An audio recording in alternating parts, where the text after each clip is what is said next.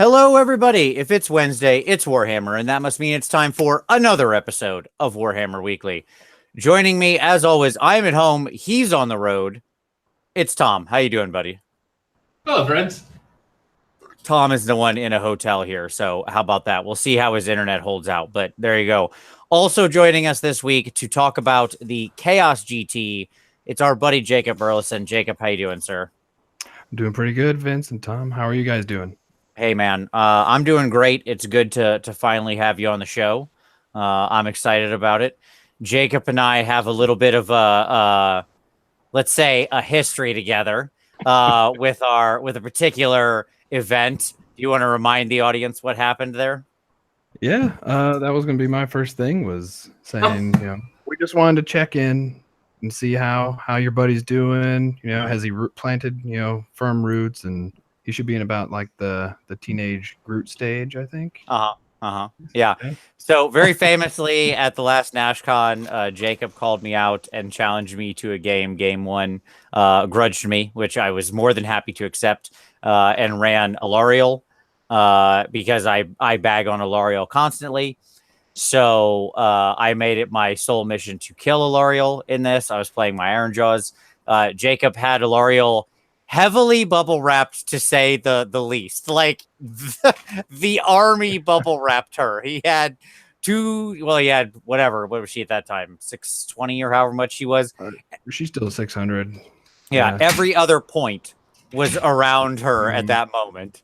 And I still managed to get in. I got in on her and did get the attacks, but didn't go as I would want. Dice didn't break my way. And hilariously, Alariel killed me with her spell. The one that if she kills you with it, she turns you into a tree. So my mega boss became a forest. Shame. Oh no, that was the best way ever he could have died. That made me laugh. He made a tree. He put down roots. So, it was fine. It was a very fun game. Yeah, it was a great game. It was probably one of my favorite games that I played with her so far, except for maybe one in the teams with David Griffin at Adepticon. There were a couple really fun ones there with our Drake and Kesha list. Yes, absolutely. I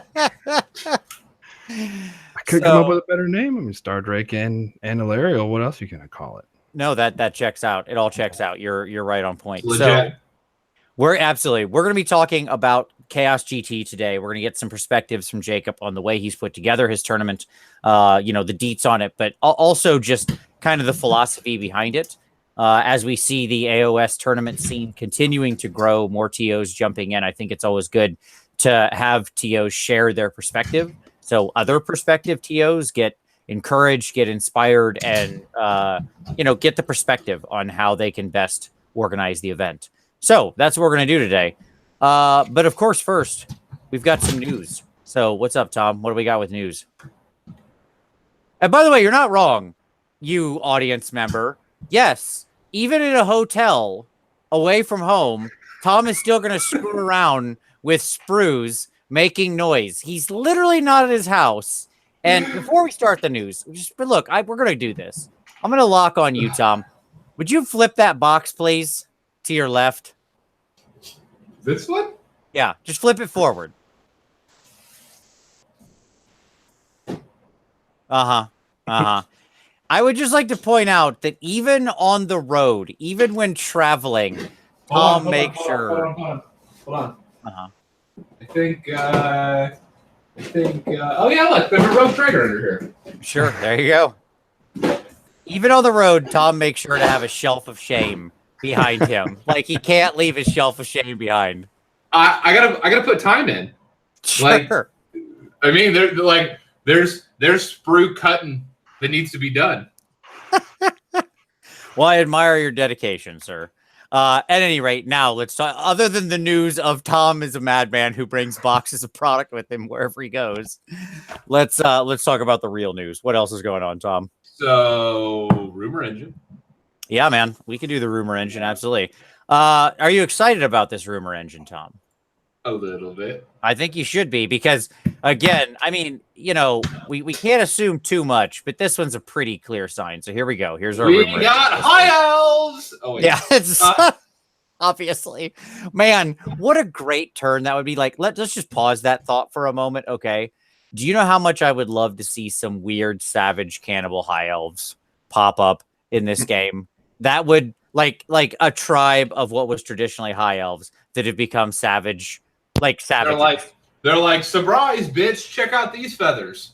I mean, I guess we already did the dark elves with the Idnith Deepkin, so maybe not cannibals, but just like actual savages, like that had regressed and become maybe like the Amazons, right? But I guess they were cannibals too, depending on the particular period in time. Doesn't matter. It'd be hilarious. But no, this looks like a goblin spear. Yeah, it's it is a goblin spear, and actually, like it's so.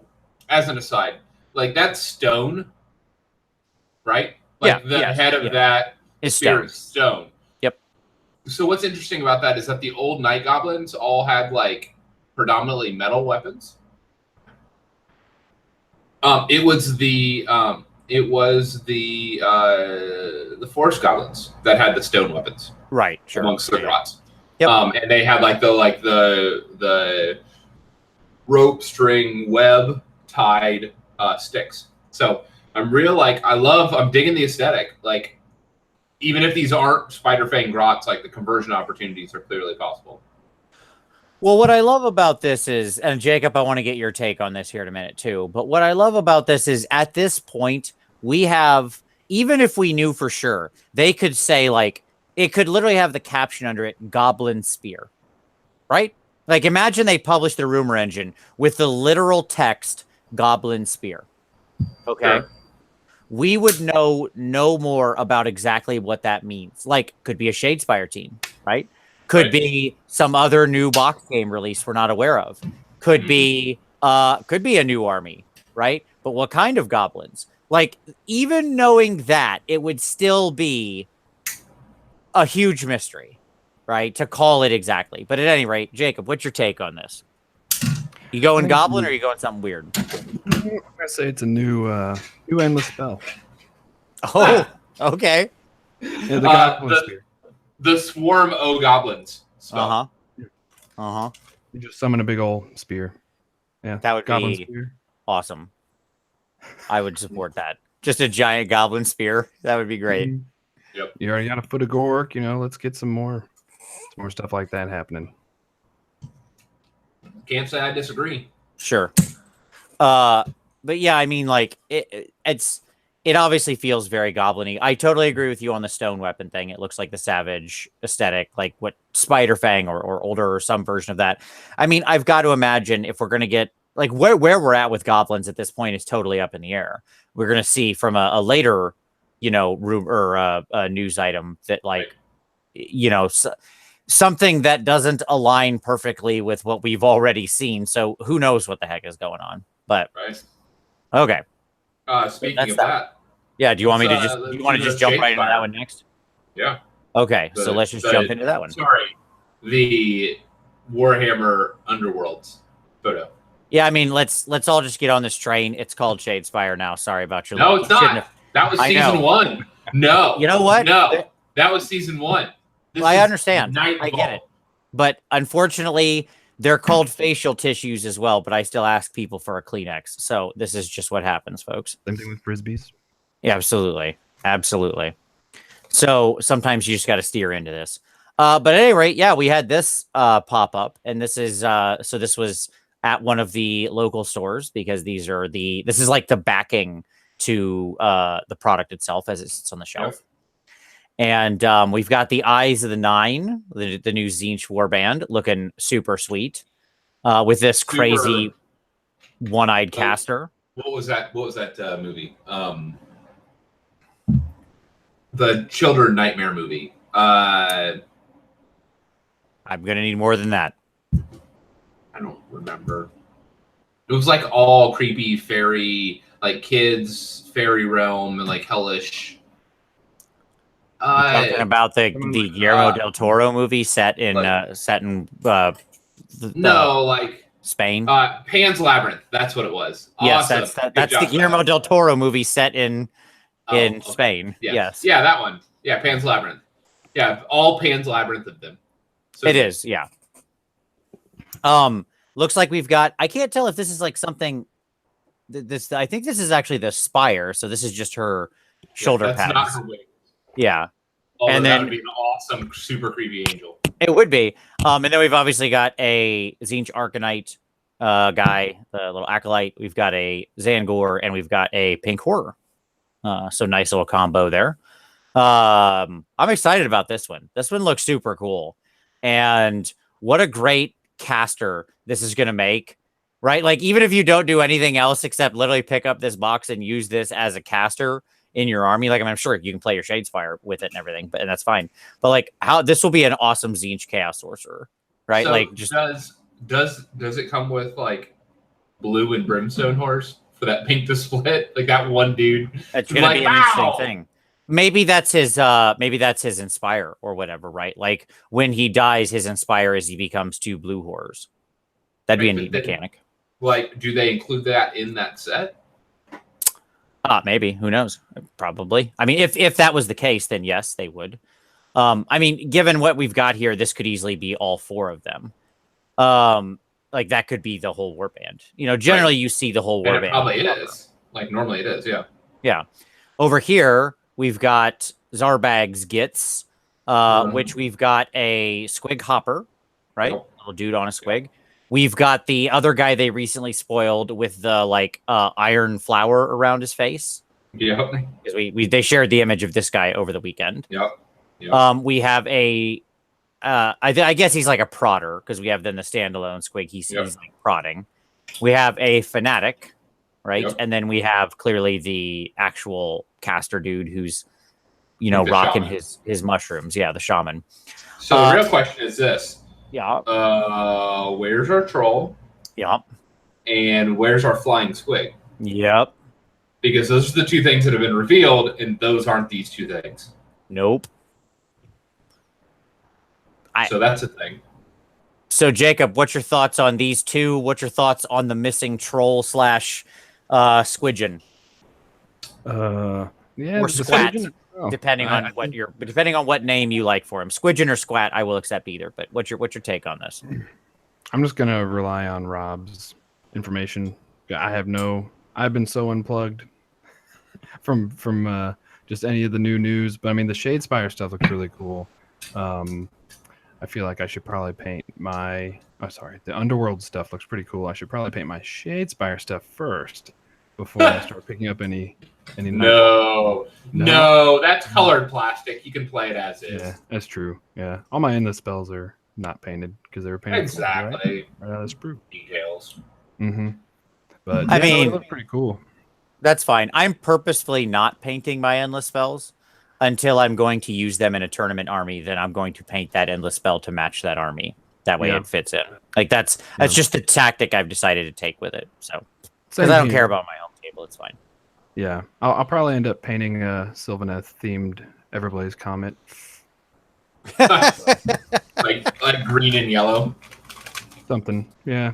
Just throwing a tree at them, a flaming tree. I like that idea. Yeah. So this has raised more questions than it's answered, frankly. I mean, I dig it. I love that we're getting a new plastic Squig Rider, a new plastic fanatic. Not Squig Rider, like Squig Prodder Rider. Well, Hopper. This is a Squig Hopper right here. Mm-hmm. Yeah, see, he's got a Squig underneath him. What do you think this is? He's got a Squig underneath him. See? No, that's Goblin not. Squig. No. He's not riding that Squig. That's a netter. With it? That's a netter on the right-hand side. That's a goblin holding a net. And that's a separate squig. You have 2 loose squigs. Oh, maybe so. His legs are not over that squig body. Yeah, you're probably right. Okay, so yeah, you're right. There is a net here. Yep, you can see the net when you zoom in. Yeah, you're right. Okay, either way, I'm excited we get some new plastic squigs, new netter. So you get a boss, that's a prodder. Yeah. You get 2, or maybe he's not the boss. Maybe the shaman's the boss. I'm sure this is the leader because he's the big one in the picture. So you get 2 loose squigs. You get the prodder at the middle that's all dressed up in iron. You get a fanatic, a netter, and then the wizard. Mm-hmm. That's a pretty big warband. Sure. Can we talk about how this goblin's been hitting the gym? Look at them muscles right there. Dude, he's ripped. He's Stormcast strong right there. He's way to go, buddy. All right. So no, I mean this is Dude is ripped. Yeah, this is really cool. But then it raises the question of, are we getting 2 goblin crews? Yeah, I mean that's not out of the wild, right? Like we have No. we have 2 Corn, we have 2 Stormcast. Sure. Like, But that would be a weird third one to have 2 versions of. We've had 0 goblin armies released, but 2 goblin crews. I mean, nothing's impossible. You know a goblin army's on the way. Come on, man. Fair point. Well, we had skeletons, new skeleton models come out, and we haven't had any new ones yet. Yeah, but I mean, we've had 2 undead releases, right? Like we had. Yeah, that's not the same. Come on. We had a whole undead army, and we already know they're getting a crew, obviously, because that's part of the initial set for Nightfall, right? So nothing weird there. Like army released, thing released, so that's fine. And we had the skeletons. I mean, we had the Legion of Night. That wasn't a nothing. That was a whole book that completely reoriented the way Death was played. I'm just saying. No, but they didn't show up in the book. That's fine. I'm just saying it timed with something. It would be a strange move, is all I'm saying. That doesn't mean it's not happening. Like, okay, let me just talk about something here, because I've seen a flurry of like, oh, well, this means this thing is going to happen, or this thing is going to happen.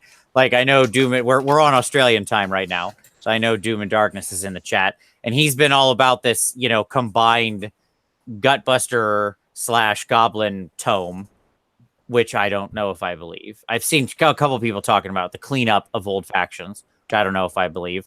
Like, anytime we try to draw a line, right? Anytime we try to draw a line from GW data points, they're like, nope, you were wrong, right? Like, it just they zig when you think they're gonna zag. They're like, we're just doing, like, right. Not even doing our own thing. We're just doing whatever, and you're wrong.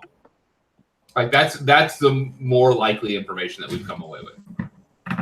Yeah, I mean, so I have found that if you're in the GW prediction business, you better be ready to be wrong most of the time. I think that's the real truth of it. I'm okay with that. Sure. I think I only need to be right like once a year. Well, you're barely hitting that, but I think you're probably hitting that bar. What were you going to say, Jacob?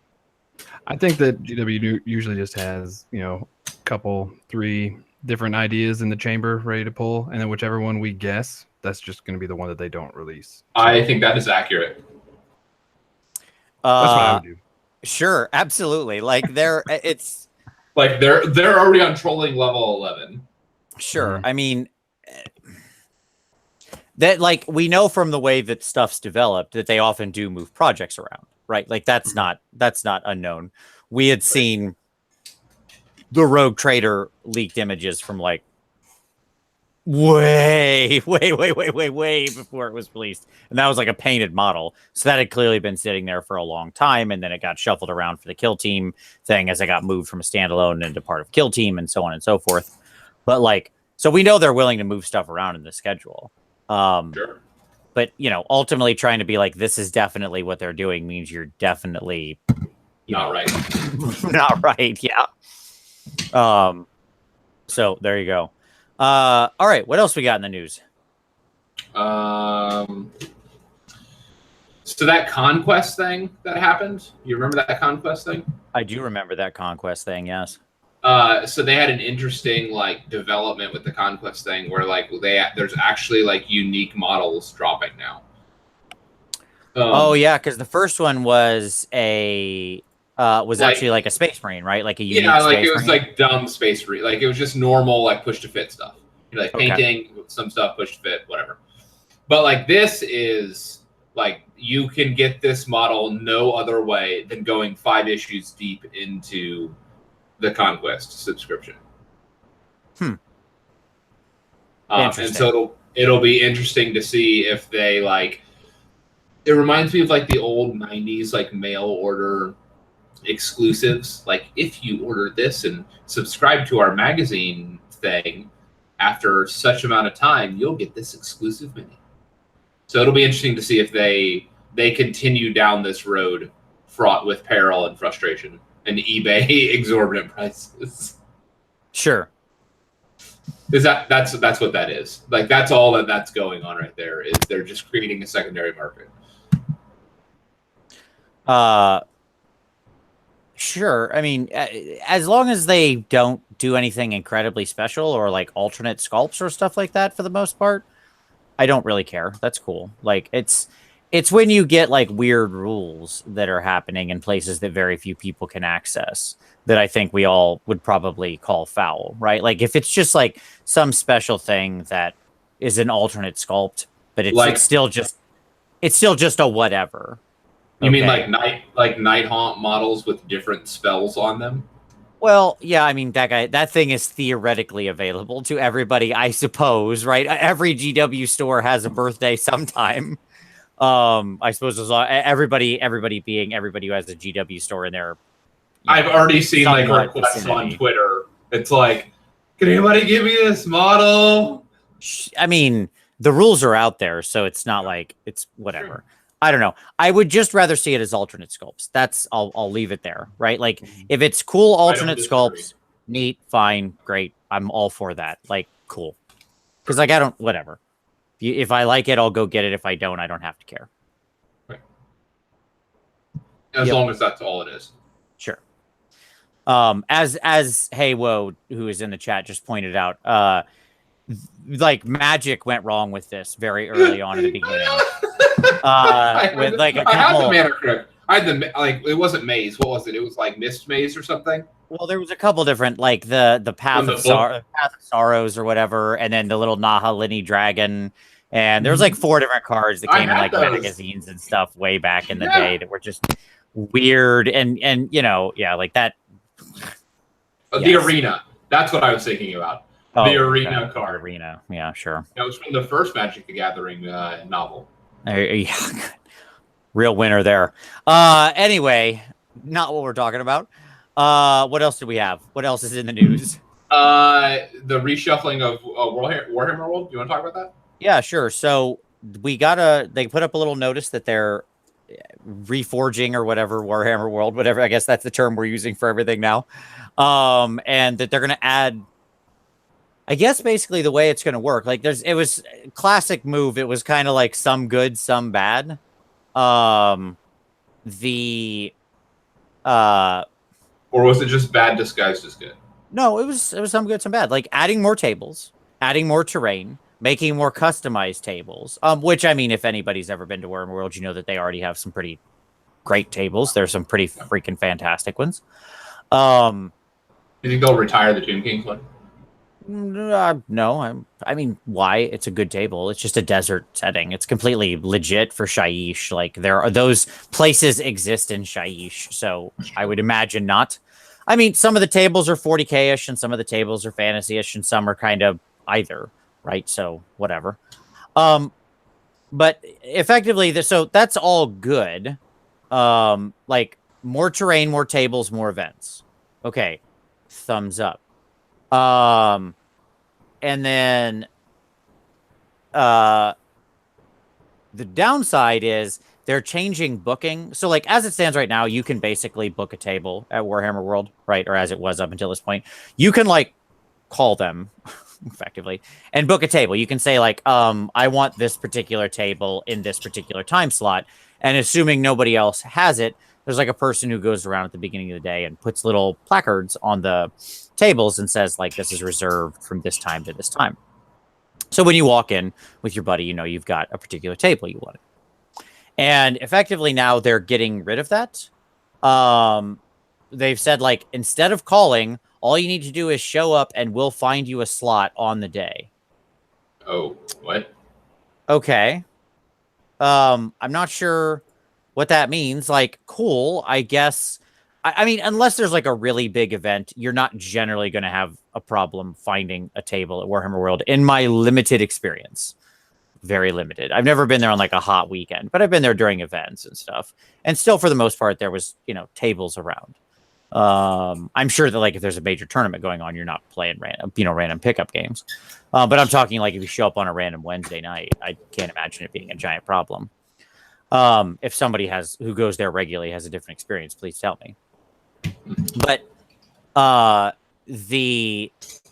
I wonder what the queue is on that's going to be. Well, it's just weird to like get rid of that call ahead booking. People really liked that because they could say, I wanted the Tomb King's table or whatever, right? I did that. Like when I went there the first time, Rem and I booked the Tomb King's table, and that's what we played on, right? And that was a lot of fun. We knew that table existed. We knew we wanted to play on that table, so that's the one we booked. And it was, so that's a good thing. All in all, we're talking about something that affects a pretty small portion of the player base. Like, by the way, a portion of the player base that is already, like, no offense to all you people who live close enough to Warhammer World, but who is already spoiled with an embarrassment of riches. Like, I mean, I've been to Warhammer World 3 times now, okay? And I've loved it every time I was there. It's a lot of fun. It's always great. But, like, I can't imagine living in a world where that's the local place I can go to play. Like, that is so different than basically 95% of the rest of the world and the situation they experience, right? So, you know, sorry you don't get to book your tables, I guess. You only get to play at Warhammer World and, you know, on custom amazing tables that other people built there, and you know, run into random people from the studio and eat lunch at Bugman's and whatever you want. If something like that existed in the States, it would cost money to reserve that table. Or, sure. Or you would have to have a membership that you would pay monthly to be able to play at that place. Like, that's not something you could just roll up and be like, I'm going to play on this sweet table. Sure. In a castle. Absolutely. Yeah, basically, exactly. In a castle, yes. In a pseudo castle. You know, first come, first serve for the tables in a castle. Yeah. Man, we're getting ripped off here, guys. Free first come, first serve on these castle tables. That's amazing. All right, so good stuff, man. Good stuff. Do we have anything else? I don't think we have anything. Beast of Chaos, obviously. We should talk a little about that. No, we don't need to talk about that. Just to say that, like, obviously it releases this weekend. I know I've got the book and some other stuff coming. I actually was talking, like, I had sent Mini Stomp an order. Hold on. Anthony, the new Warhammer Citadel in Texas does not count because Texas is a different country. I mean, you're not wrong. That's where I just came from. I literally got back. I sat in this chair coming from Texas like 15 minutes ago. You poor a little bit longer than that, but I was just in Texas today. And the ridiculous part about that is I was in Texas, but it's not like I could just go to the Warhammer Citadel. That was hours from where I was, right? Because it's the 5 hours. Yeah, I mean, it was very far away. At any rate. So I had sent in my order to Mini Stomp, and then like later in the week I was like, I changed my mind. I need to order more. So then I like increased my order and had to go in for more stuff. I can't help myself. I don't know what that's like. Not at all. But we're gonna be doing the full Beasts of Chaos review. Obviously, we've seen some things like points leaks now, and some other channels have some like unboxings and whatever you want to call it, like, I don't know, initial book reviews and things like that. So that's fine. You can go check them out. As usual, we'll pick up and, our goal is to actually deconstruct the book, give a deep dive, talk about what we think of the book, that kind of thing. All in all, I would say from what I've seen so far, I am quite excited for this. I think it's cool. I think it looks really good. One clarification we did get that I'll talk about now. Yes. You have me angry, so thanks for reminding me. Let's talk about Beast of Chaos. You reminded me of why I'm angry. But you're going to be angry about Zangor, but okay. I am, but you can go ahead and say your piece first. That's fine. So here's a funny thing. Funny thing on the way from happened to me today on the way from the store. No. So remember when we got the answer to, so we know we have God marked battalions, right? Because they originally shared the brass, yes. Not Stampede, but whatever it's called. Yes. Brass bulls. And it gives everybody the corn mark. And so then the immediate question everybody had was, can I use those in God marked armies? Right. Yeah. And that has to do with the battalion itself. Because if the battalion itself isn't Khorne, or there's no special exception in the book, right? Like you could just write an exception into the book. Then you can't, right? Because it's going to be Beast of Chaos, and hence everything underneath it would count as an ally. And then we got this clarification on Facebook that said, "Hey, sorry, I meant to be clear in my article. Don't worry, these can be taken in God-marked armies as well." Yep. Okay, cool. So the story now, from apparently people who have looked at the book and who have got clarification, is that that's not in the book. There is no exception. And at day one, we will get the FAQ that basically says these are valid to be used. Like it'll be part of the like. I don't know if it'll be a true day one FAQ or like the standard 2-week FAQ or whatever. I don't know, but very quickly on, we will get an FAQ that clarifies, yes, in fact, these are allowed to be used in the God-marked battalions. GW. In God-marked armies. Where's my ever-chosen FAQ? They purposely broke that the opposite direction. And good. Let's leave them dead. Like, the ever-chosen battalions are dead. Bury them. I have an ever-chosen book where I can't use almost any of the... Like, I can maybe use one battalion. Look, you and the other 3 people who own that book, I'm sure we're all very sad about that. I have the collector's edition of that book, mister. I stand behind my former statement.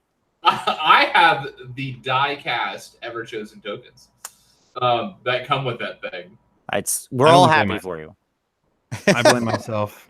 What was it, 2 Adepticons ago, Tom, that you showed up and you were like, I might try to register and play. Yep. And then you started walking through your list, and David and I were both like, "Yeah, you definitely need to register and play." Yeah. And ever since then, I wish we hadn't encouraged you. Yeah. You put him on a bad road, Jacob. You were there. You were there at the beginning. But this Plague Touch started showing up everywhere, and you're just like, "Blah." Yeah, it really was. I came to have fun. Yeah. Sorry, everybody. Yeah, I was like, I got this thing, and I don't know, and I was playing Mitch and like one rounded him, and you and Dave were like, yeah, you need to play that. It kind of removes the other players' fun, and we're like, yeah, you should definitely play. And then the horror of Plague Touch happened. Yeah, I mean, as Anthony just mentioned in the chat, it doesn't say Beasts of Chaos under it either, right? Like if you look at the scroll, but it doesn't need to for that. Like the point is, because they already answered that question. If a battalion exists in a discrete book and has no other language, it belongs to that discrete faction. Right. There's a default language. There's a default language that exists with battalions. So, like, if it doesn't say anything and it's in a discrete book, that's who it belongs to. Fine. So there was an older, I think was it in God Beasts or one of the Realm Gate Wars books before that, but there was a beast, a Bray Herds or War Herds battalion that you can mark Khorne. Is that part of this discussion?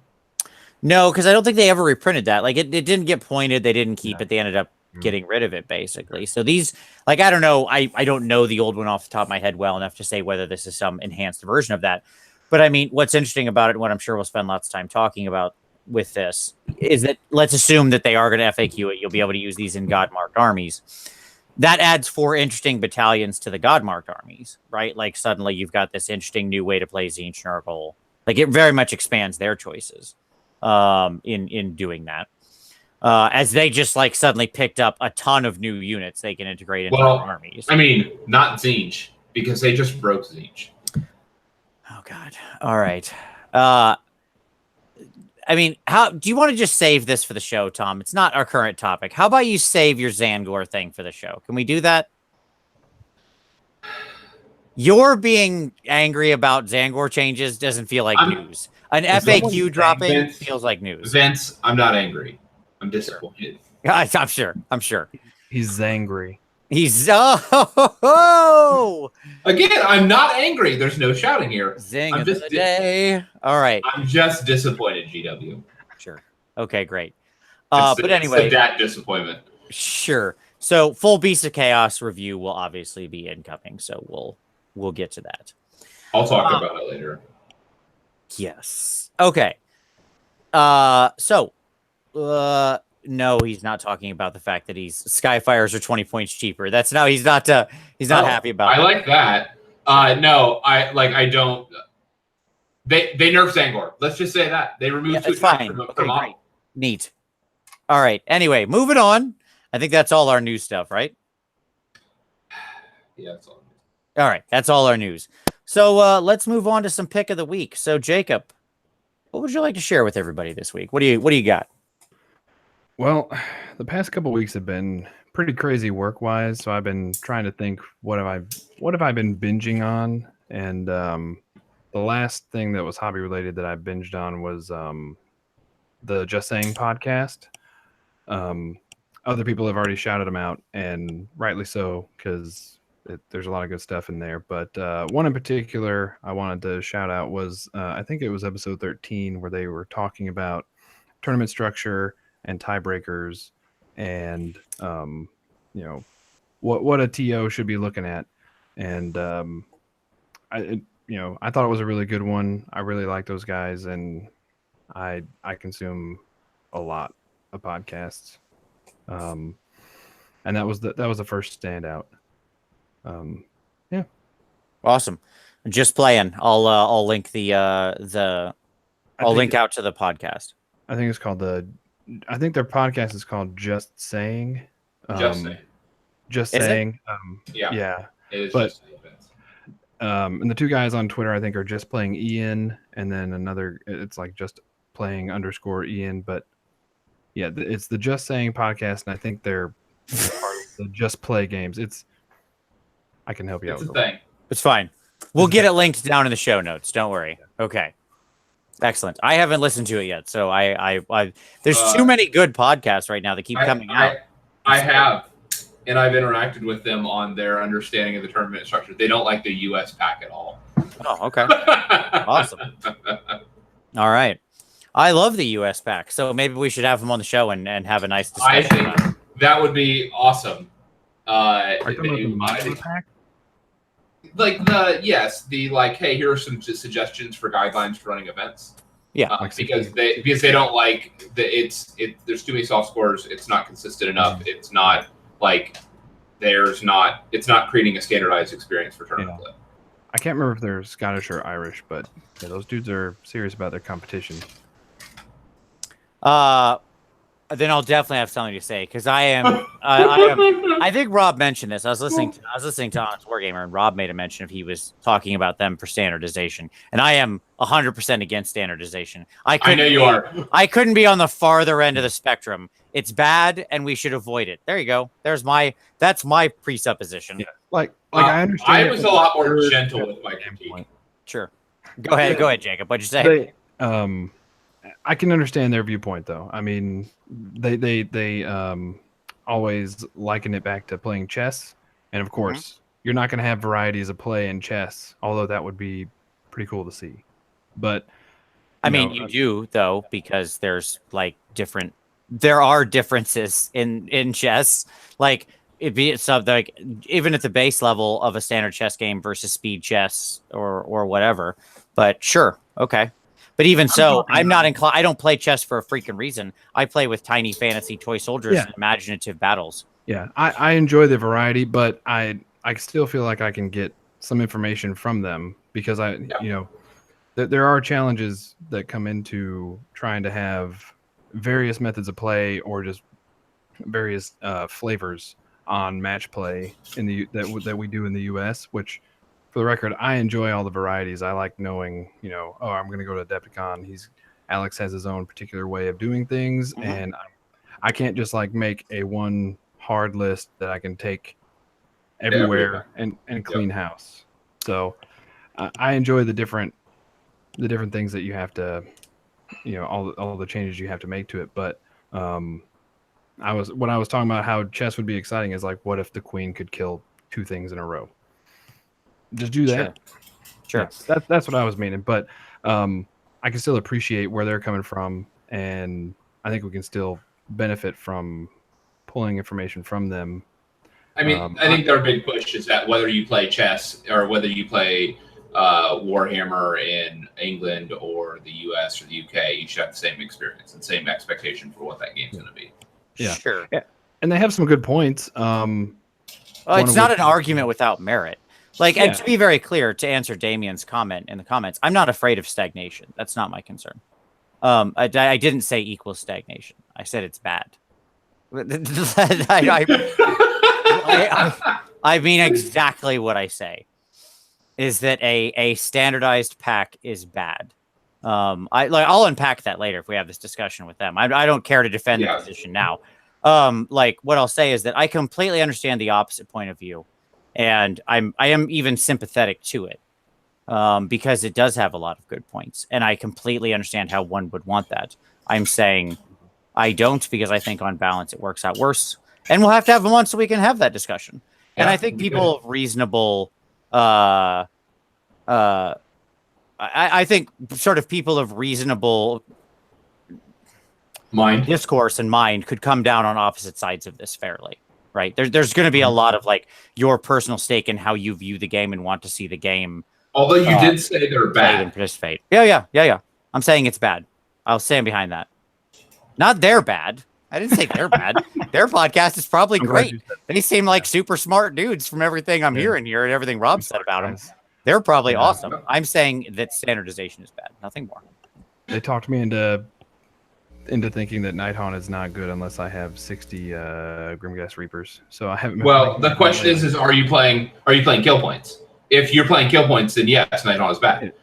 Because kill points determines winners and losers, because defensive armies can't kill things. That's what I was going to get at. Is one of the good points that they brought up, whether or not you agree with a completely standardized set of play. I think we all could agree on the fact that kill points may not be the best tiebreaker.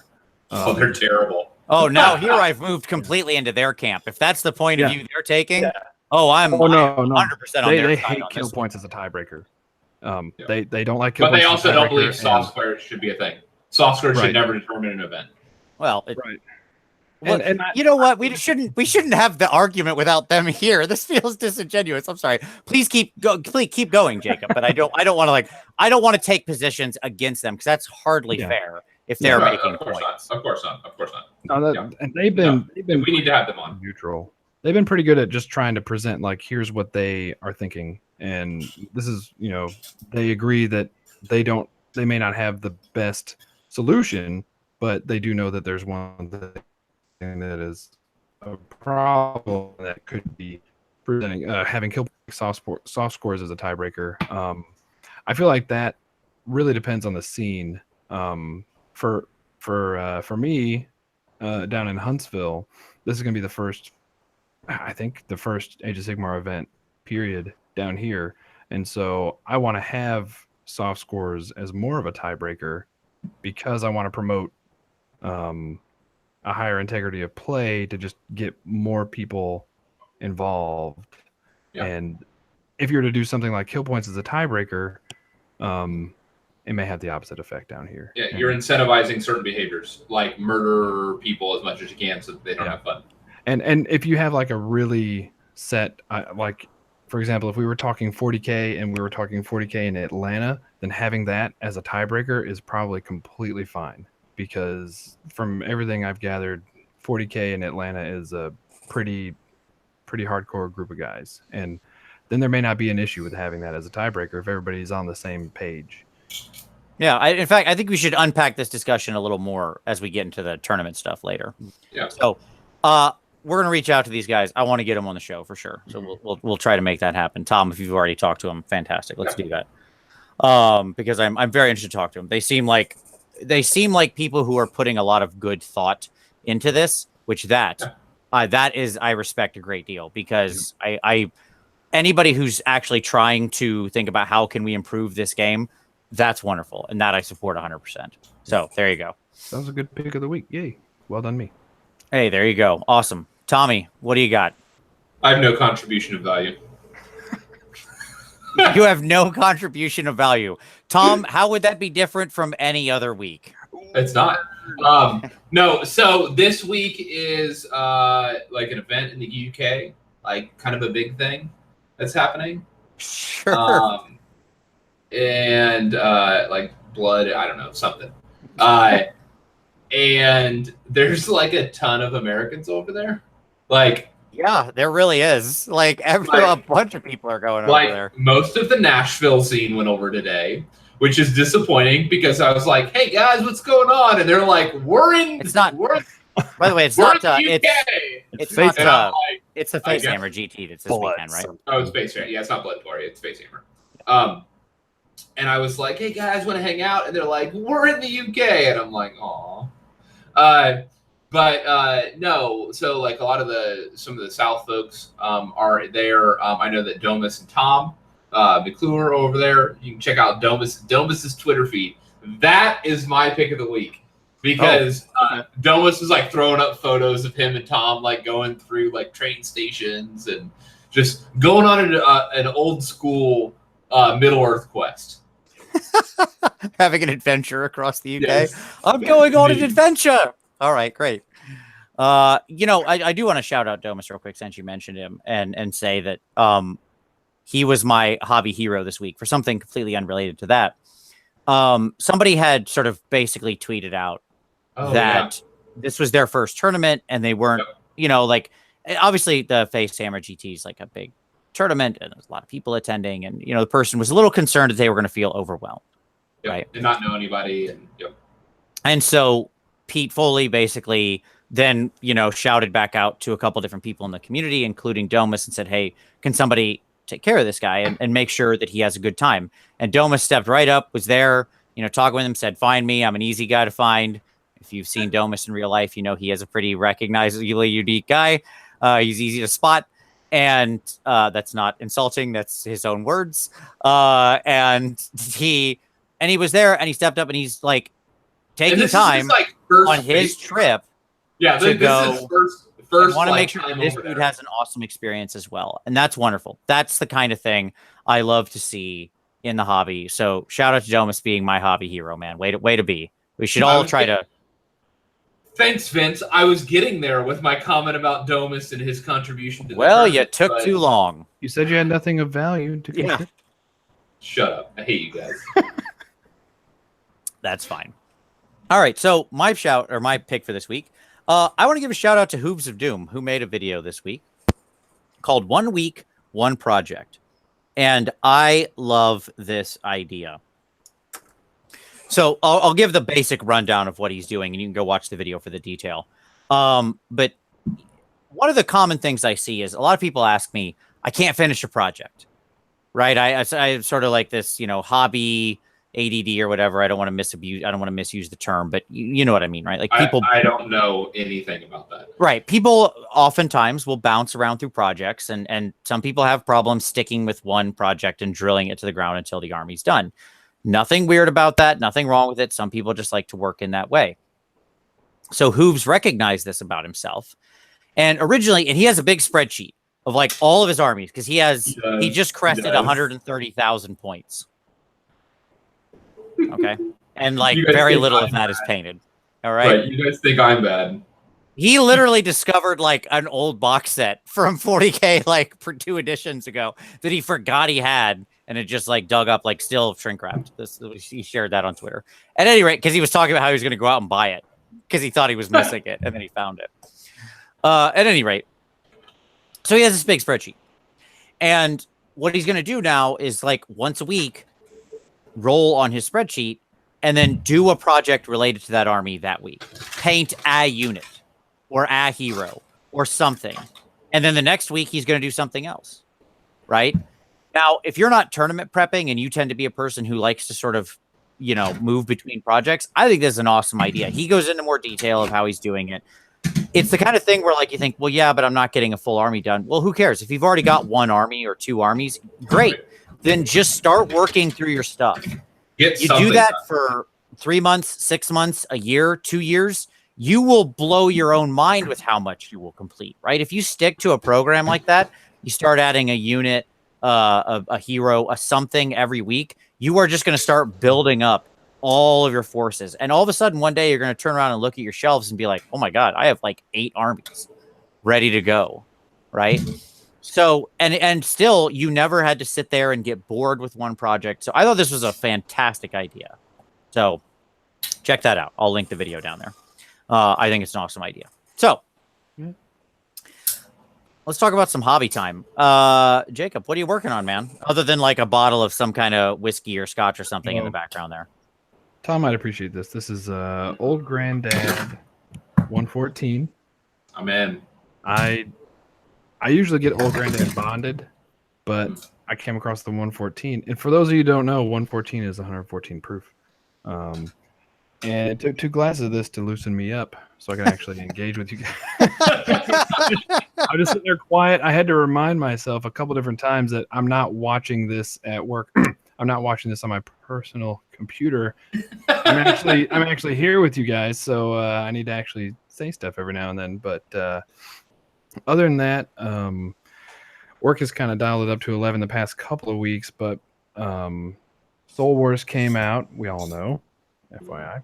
And I have kind of cranked out to a tabletop standard at least 2,000 points of Night Haunt. And then, sadly, I traded all my Slaves to Darkness guys for Stormcast because I want to win some games sometimes.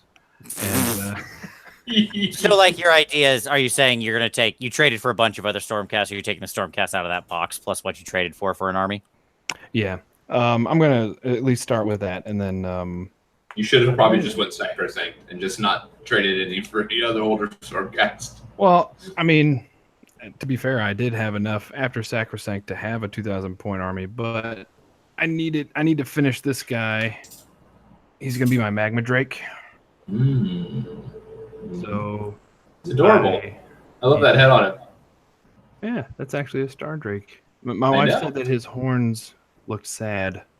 But, His horns looked sad. yeah. So I see it. But this is the Magma Droth body with some the head, the shoulder pads, and then I spent $30 on some Star Drake wings, and he's gonna be my Star Drake. But I was just thinking, why not get rid of an army that I've always wanted to paint, but always gets pushed to the bottom of the pile to someone who actually wants to play it, and he traded me a buttload of storm. I think I have 12 prosecutors now, so I'm gonna try to make that work. Good luck with that. No, okay, yeah, I'm probably gonna turn some of those wings into Mega Celestant Prime. I've been thinking of doing the female figure from Shadespire, and actually have her like a down swoop, like she's actually coming in for the kill. So that's been one idea, just not as much time to execute. But yeah, so I've been playing with some Stormcast ideas for themes. I've always liked the Anvils of the Heldenhammer, but I'm kind of at a standstill with them because I want to do a Day of the Dead theme, like Sugar Skull Stormcast. Mm-hmm. Sure. But that might be pretty tough to execute on tiny figures. So I'm kind of stopping there, but I'm probably going to pick up the Night Haunt again. I think with a little practice, you could get the Sugar Skull look on them. A lot of them, I mean, they have that face. They have that death mask face. Yeah. It wouldn't be like, it would take some fine detailing, obviously, but you'd want to you need to reduce it down, right? To recognizable but simple. So I think as long as you had the eyes, the dark black lips, and the stitches kind of thing, I think once you've kind of got those 3 elements, the nose is probably the trickiest thing. I'd have to think about that. But because they have an actual nose and you don't want a nose, and it's going to be weird if you just paint this thing that's sticking out of their face black. Yeah, I should carve it off. No, I don't want to carve it off. Where'd it go? Well, this is within reach, so this is some of the Stormcast. Nice. It's a lot of Stormcast. It's like 20 Liberators, 20 Liberators, 10 Judicators, some Retributors. He was like, I'll give you some Fulminators too. I'm like, really? There's some other stuff out of reach. The Night Haunt's way out of reach. But for Night Haunt, I had a bunch of old Bretonnian Knights that I started buying right when Age of Sigmar first came out. Sure. And then all of a sudden they were like, yeah, Bretonnians, no more. So they are now going to be Hex Race / Black Knights. I have a bunch of Graveguard bits on top. Nice. But Yeah, I've already done some of the face paint on one of the sequitors from the Easy to Build. Yep. I just I haven't blacked in the lips or the nose. One cool idea I want to do for the Incantor from the magazine is Yeah. I want to try to get him a This little guy, top hat. Mr. Like Yeah. this dude. Yeah. Yeah, to me he's calling for a Baron Samedi sort of conversion. Oh yeah. Yeah. I can still get him a big top hat and make Yep. him Baron Zemetti. Yep.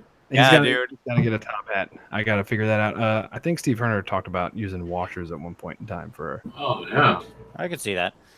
The Baron, my go-to character in GoldenEye, which is the truly worst choice in the world.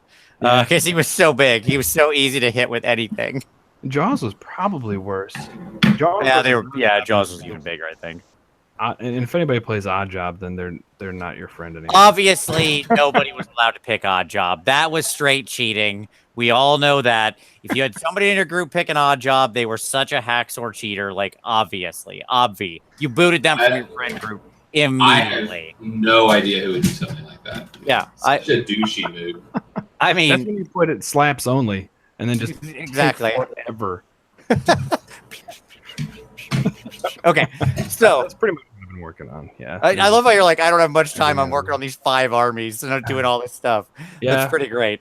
That happens. Your minimal level of work here is most people's like maximum effort. So nice. I've been getting bummed out lately, and then after I start talking out loud or talk at my wife about some of the stuff I've been doing, I'm like, maybe I shouldn't be that bummed out.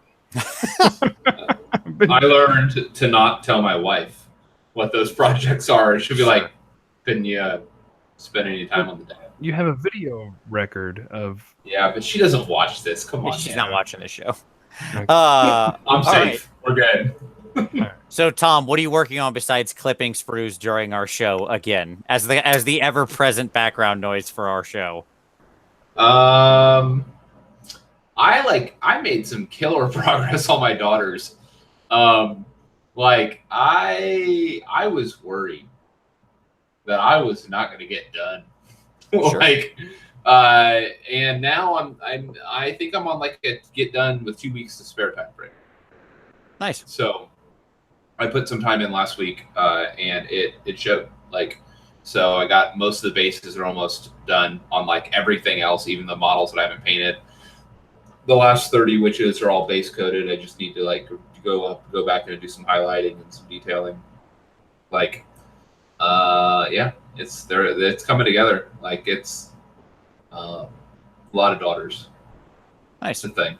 Yeah, good job. That's awesome, man. I'm glad to hear my partner's actually going to have an army when I show up to play with them in November. That's good. It's good to hear. You got to make our nameplate for us too, Tom. I made the board. You got to make the nameplate. I made the nameplate last year. Yeah, well, you make good nameplates, so make this one too. That's how it goes. You do something once. Mm-hmm. The reward for good work, Tom, is the reward. I hear that. I should have learned my lesson last year. Mm-hmm. Sure.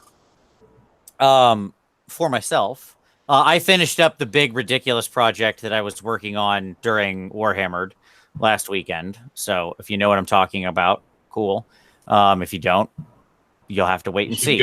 Go watch that Warhammered episode. We don't tell you. Yeah, it's not in this room anymore. It's big enough that I had to go keep it in another room, and so I'll share that at some point in time.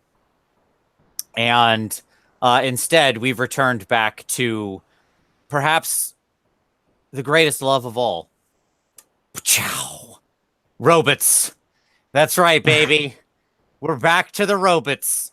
So obviously You're so ridiculous with your stupid robots. You're ridiculous. You shut your face. I had to look up which guy this is. This is the Valiant. I don't remember their names because I don't really care. This guy is amazing. I love this dude. Sitting back down to do this thing, which this guy is more complicated to put together than the normal knight, but even though he's only one way to build him, but I really like him. Like this big, look at that. Look at the size of these guys. Look at these guys' guns. Look at that. Look at them. That's some RoboCop 2 shit right there. Exactly.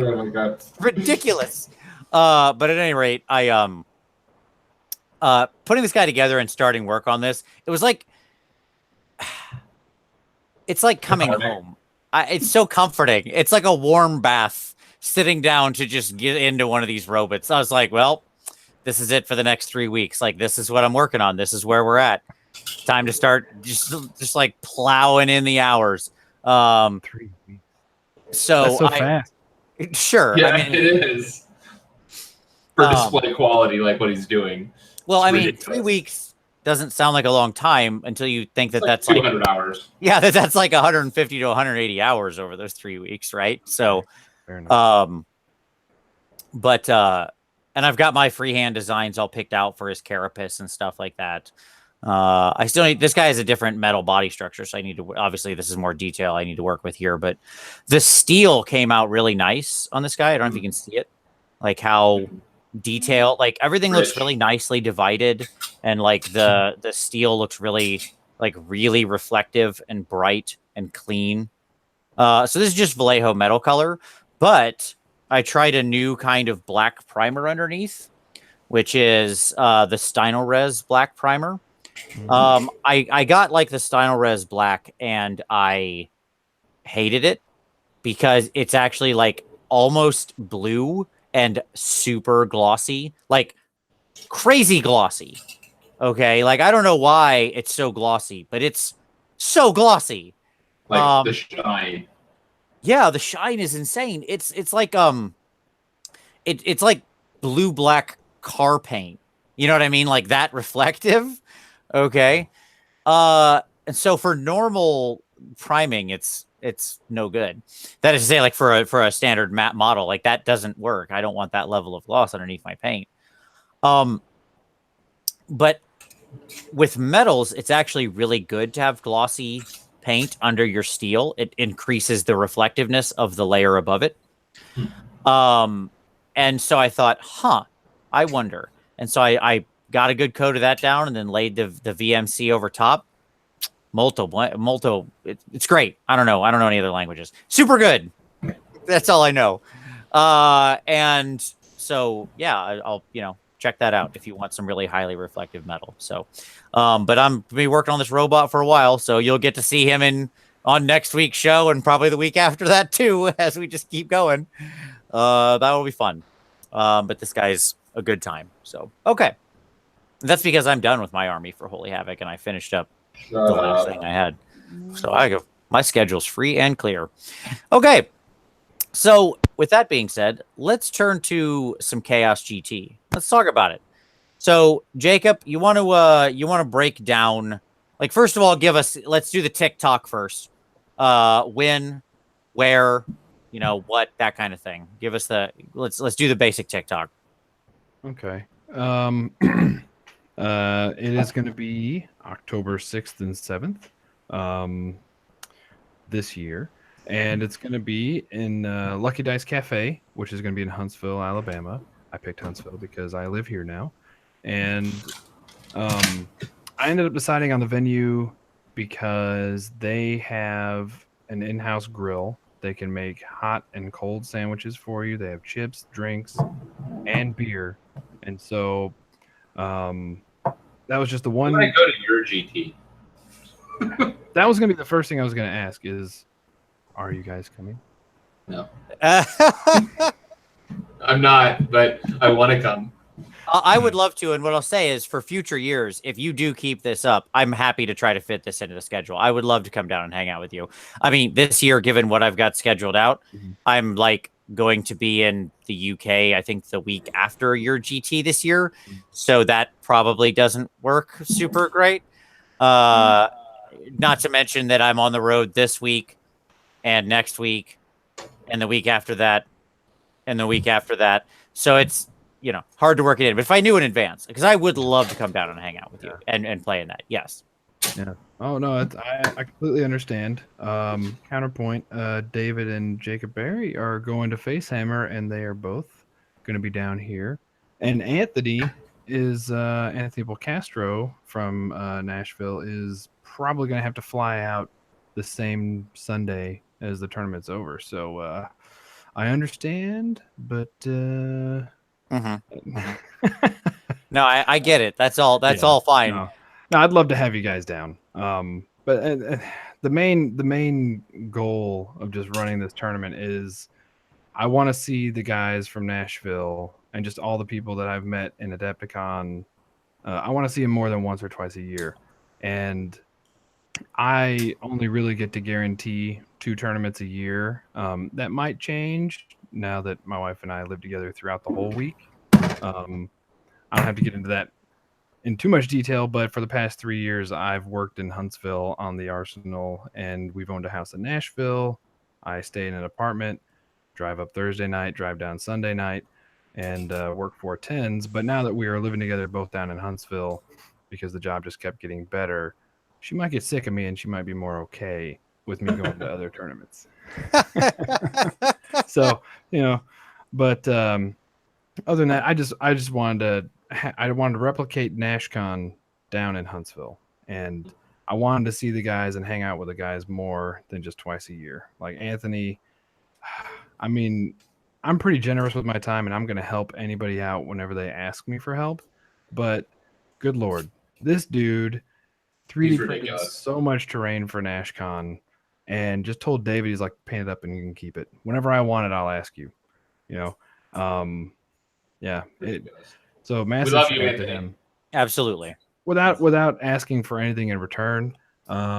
He's trying to make it down to the Chaos GT, and I told him that if he's worried about having to come and go really quickly, that he can just stay at our place. We have a guest room, and he gets first dibs. He's printing some combat gauges for the Chaos GT. And nice. He's been sending me pictures, and he's like, hey, man, I've already got these, and I'm going to print some more. And I'm like, you could stop, because I don't know how many people are actually going to show up. I'm shooting for the moon, but hey. What's your goal? I would love to have 30 people. Okay. And after talking with David and other TOs and experiencing the frustration of getting prior commitments myself, it seems like there's a potential to be 30 people there. Nice. I've gotten about a third of that in pre-registers, and I've gotten about half of that in verbal commitments. So, I feel pretty good about it. Another massive shout out to Anthony and especially David Griffin for lending me all the terrain. I'm going to use, most of the terrain is going to be from NashCon. And most of the mats too. Shout out to Todd Perkins. He helped make sure that David had every single table was covered in, a game mat. And he's already told me that he's got at least 10 that he can guarantee me. So this weekend or the next weekend, I'm planning on meeting up with him to grab those. So, yeah, I forget the original question, but I think I moved on. No, that's good. I think you hit all the high points. So look, I mean, the key is if you're anywhere near Huntsville, my strong recommendation, like Jacob is good people. I mean, I cannot emphasize that enough, how much I love hanging out with this dude. And with everybody he mentioned, you're absolutely right. Like, there is a reason that I drive basically 8 or 9 hours down to NashCon every year, and will continue to do so as long as David puts on that tournament. And it is because of the people. Like, that is the bottom line. The tournament's well run. Mm-hmm. Yeah, but like it is the greatest group of guys who I have never had a bad game. So now given that's 2 years, 10 games, not the biggest sample size, but I stand behind it. I'm 10 for 10. We're batting 1,000 on good games. Are you sure that you've had 10 good games? Yeah. Even your game was fine. Like, I just don't like playing you, but it was a fine game. I was next to you guys. I was playing Kale. You weren't even at the table most of the game, Vince. Yeah, that's what made it an okay game. I just left. I got a sandwich. Let you do whatever dumb thing you were doing with your Plague Touch nonsense. There's a reason I want this thing to burn. Okay? Yeah. No, on the doll where it touched you, Vince. Look, I'm sorry, Nurgle people, that you lost one of your battalions with your embarrassment of riches. Okay, with your 82 battalions or whatever. Meanwhile, us Slanesh people are over here like super excited about this Beasts of Chaos Slanesh battalion. So we have the grand total of 1. But you're not going to find my pity anytime soon. That's all I'm saying. But no, that's good. All right. So awesome. So let's I want to get into kind of the this is the first year you're doing it. Mhm. I love the idea of having the drinks, the food on site. That's a strong positive. That's a strong positive. It was a clincher for me. Oh, sure. So let's talk about scenarios and kind of realm rules. We can kind of put all that together. Like, how are you structuring it? 5-game GT, I assume, right? Yep. I'm shooting for a 5-game GT. If only 4 people show up on the first day, then I'll take a vote. And if they want to play each other multiple times, then so be it. But I think there's going to be a lot more than 4 people. But I figured I'd rather scale it up first and then be able to dial it back if necessary. But I've had enough interest and enough commitment that it'll be a 2-day 5-game. Right on. So what are we doing for scenarios? Are we doing standard, GHB 18 plus core rules kind of situation? Like, have you already set the 5 or is it, here's the total universe and we're going to have 5 of these and you find out? What's the scenario situation? I went ahead and set all 5. Okay. And all 5 are going to be from the new General's Handbook selection. Since it seems to me like most people are still trying to figure out a good method. I kind of springboarded from Domus, but I'm gonna pick the scenario and the realm for that particular scenario. Right. And then the players themselves, I don't want to have all the control. I still want the players to feel involved, and so I'm gonna let them roll on the Realmscape table. Wow. Yeah. Oh yeah, Blades is going to be there. Okay. I put some thought into this. All right. But is Realm of Beasts one of the realms in one of the 5 scenarios? Okay, good.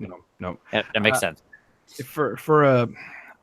There are a lot of guys in Huntsville that have been a part of Age of Sigmar, but from what I've gathered from our Warhammer store and the manager there, a lot of people have been mostly painters and hobbyists.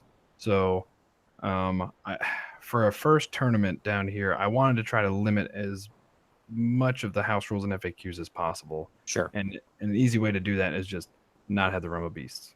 Yep.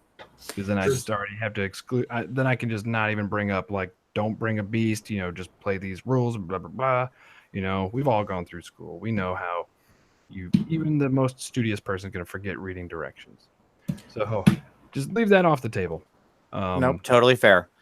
So do we have the realm spells, the full realm spells in effect in addition to the realms? Okay, so we've got all the extra spells rocking and rolling.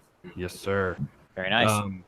Yeah, so for the first game is going to be the Better Part of Valor in the realm of Gyran. Some of these I was just randomly picking, but some of them actually have more of an effect depending on the realm you pick. Sure.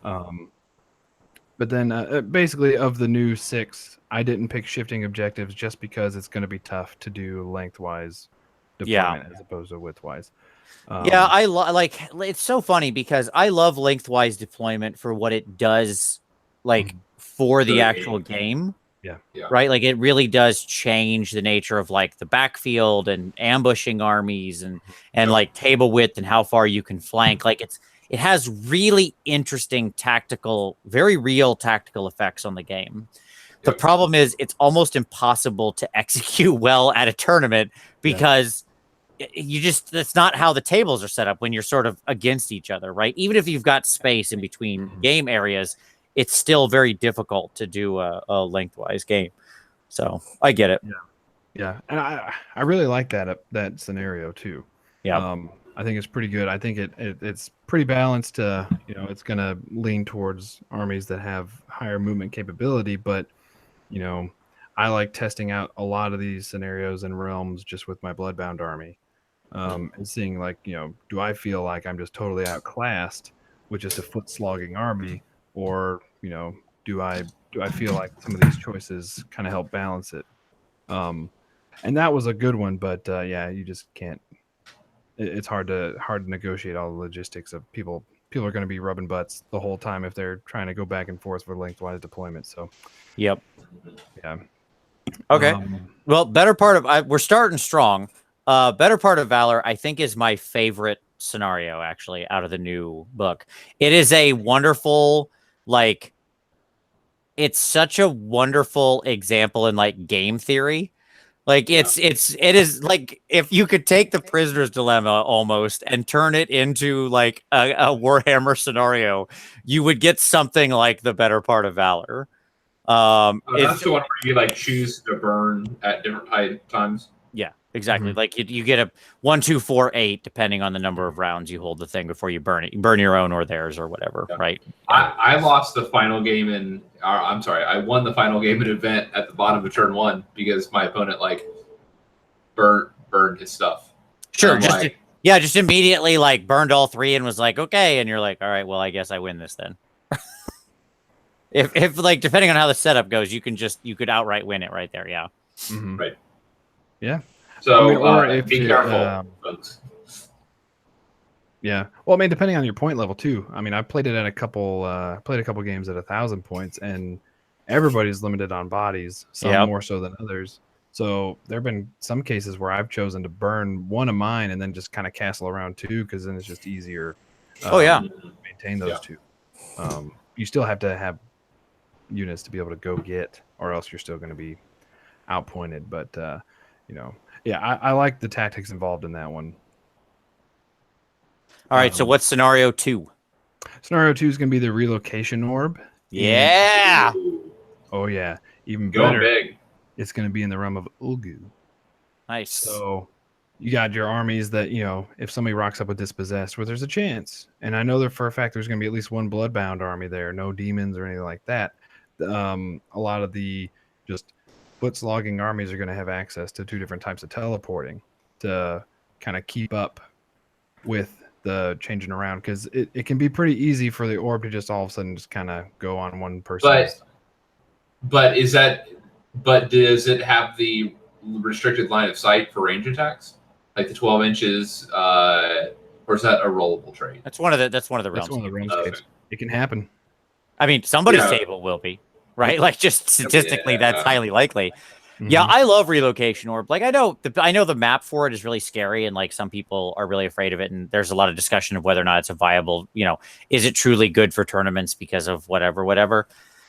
I love it. I really like playing it. I think once you sort of like actually understand how the orb moves, like move to move, individual move to individual move, it's highly simple. It's going to go like, X distance in one of 2 directions. It can either land in A or B. That's it. That's the only choice. Right now, you're going to roll again, perhaps, but then still again, it's just A or B. So like, even though that map looks super scary, I think it's a freaking great scenario. I played a wonderful game of the relocation orb like 2 weeks ago where I was up against Nagash, and Nagash was like, the point had worked its way, or the ball had worked its way up into his corner, and he was like literally on it. And I was like, well, I'm not getting him off of that. And then I was playing my daughters, and Marathi was kind of in the far corner, sitting at like 32 inches, so she could bomb but be outside of his dispel range. And the thing shot, like, the person rolling just went like, 1 or 6, 1 or 6, 1 or 6, 1 or 6, and it shot like joop, joop, joop, joop, joop, joop, joop, and landed like other Marathi. It traveled that length of the table diagonally because they just couldn't stop hot rolling it for the movement. And I was like, oh, I guess I own this now. Cool. Which Marathi's another great person to own it. I was like, well, you're not getting this from me now. So yeah, it's just a crazy game. Yeah, it can promote a lot of good, cool stories like that, but equally it can promote very frustrating behavior. Very frustrating stories where it's like, nope, the guy just kept ping-ponging around right around his big beastie, and I couldn't do anything to get it. And it's going to take me the whole game to just move over there to get it from him. So that was one of the ones that I actively chose, one of the realms where everybody has access to a teleport. Yep. Just try to keep it a little more balanced, but without me feeling like I'm just controlling every aspect of the game. So there's still that chance to roll something on the Realmscape that's going to bone one person or another. I love it. It's a good combination. It's a good way to show how the Realmscape features can be, or not Realmscape features, sorry, how the realms themselves, there you go, can be used to make scenarios more viable, more interesting, more dynamic. So that's cool. It's a good combo. I dig that. All right, what's round 3? Round 3 is going to be focal points in the realm of Shaman. Chabon. All right. Awesome. Was that a random pick, or was there a reason why you like that with focal points?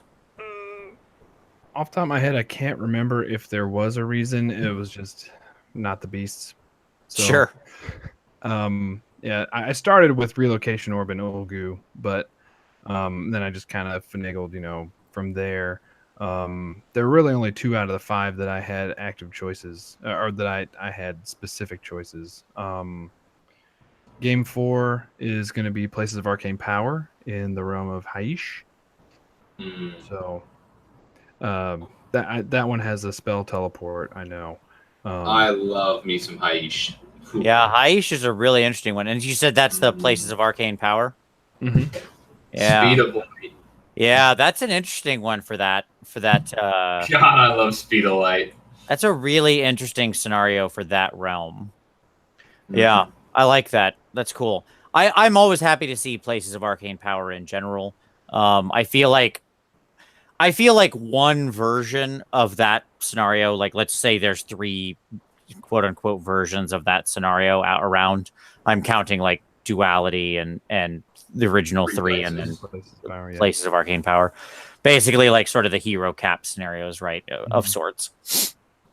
I think like one of those always needs to be present in a tournament because of the way it pushes on the meta list composition. Yeah, exactly.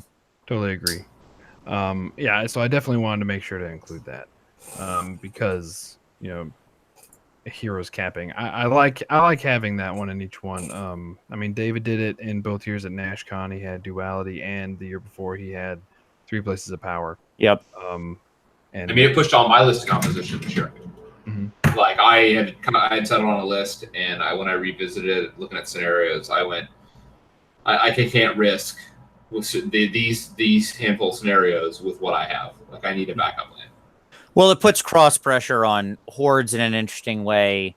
It and I will say that in general, it also forces heroes into a board position that they might not otherwise often be in.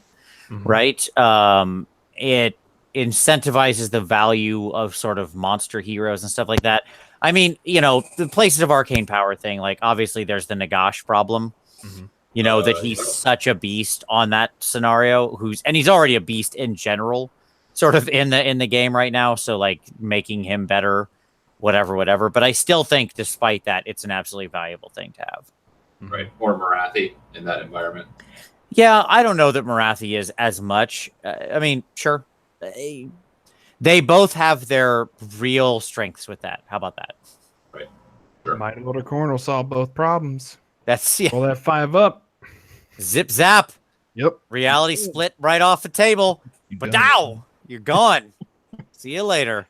I'm afraid of that guy with Marathi. I'm not even lying. Like you look at that and you're like, oh, it's just 5 up.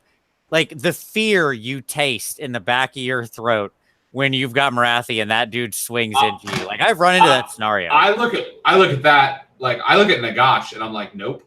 A whole lot of nope. That hand of dust. Nope. Yeah. Sure. I'm just saying, like, that reality splitting axe scares the crap out of me when I pilot Marathi. Like, I've had that guy come into me before, and you just like you clench up in your seat when you're sitting there because you're like, oh god, yeah, a little pucker effect going. This could be it. I've zipped a Glock in before, and it was highly satisfying. That is truly a wonderful day. Any Glock in that dives to a reality splitting axe. That's I'll high five that Lord of Corn any day of the week. Yeah, and in my game 4, he can teleport with that. If Corn brings a spellcaster, then you can teleport him right on over outside of 9. Sure. Well, it's not that hard for Corn to have an allied spellcaster if they want. Right. They just need to stand probably 30 inches away from the guy with the big circular stick. Yeah, very true. Yeah. All right. Demon Prince, then Markham Zinch many Sure. times. Sure. And then the fifth one I put a lot of thought in is by this time everybody's been pretty evenly matched up in a Swiss system. So we're going total commitment. So now you got to have all your chips on the table. And thematically, I thought that was kind of cool too, because everybody's army's been out on the field battling for 2 days, and so you're not really going to have any reinforcements, right? Sure. By the last game. So, and we're going to be playing in the Realm of Fire, actually. Nice. That's a solid end. So it is a murder fest. You've basically said game 5 will be a murder fest because we've got our Bernie spell on deck. We've got everything on the table. Get it done, people. This game's about killing. So we've come on, hurry up. We've got lots of murdering to do. Yep. No, that's fair. Down, then give somebody +1 damage. Have them dryads just nuke something that they shouldn't. I thought your go-to was dryads of all the choices. You dirty tree flare. All right. That 2-inch range, then all of a sudden going damage 2 man 2 attacks apiece. It'll surprise you. Look, I'm not anything suddenly going +1 damage is super good. I'm just saying, like, I love that you picked dryads of all the tools into the toolbox. Yeah. I knew it would get to you more than if I just said throw those 40 chain rasps in on somebody. They're all of a sudden dead. Right, which would have been like the easy go-to, right? Sure. Yeah. Yeah. I'll punk I'd rather punk somebody with some dryads instead. It's got more style than a bunch of chain rasps. I certainly agree with that. Yes. No doubt there.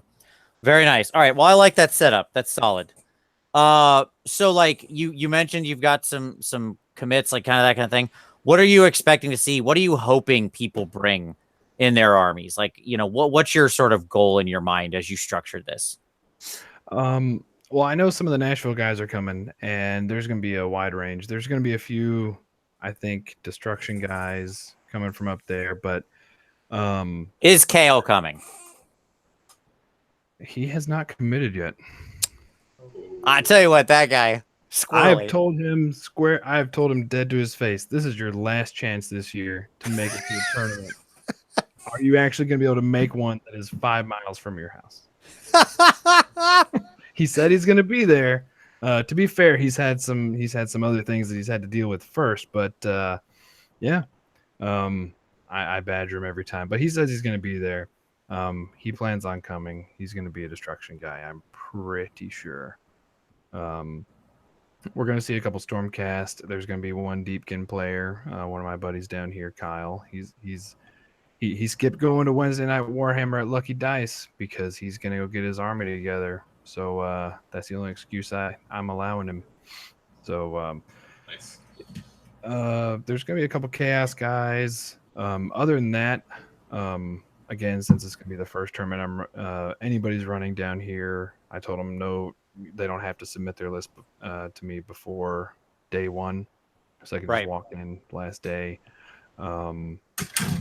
And I've been fighting really hard not to tinker with the pack, and now I'm past the point of no return. So any ideas that I have or we talk about, the pack is going to stay as it is, unless I might.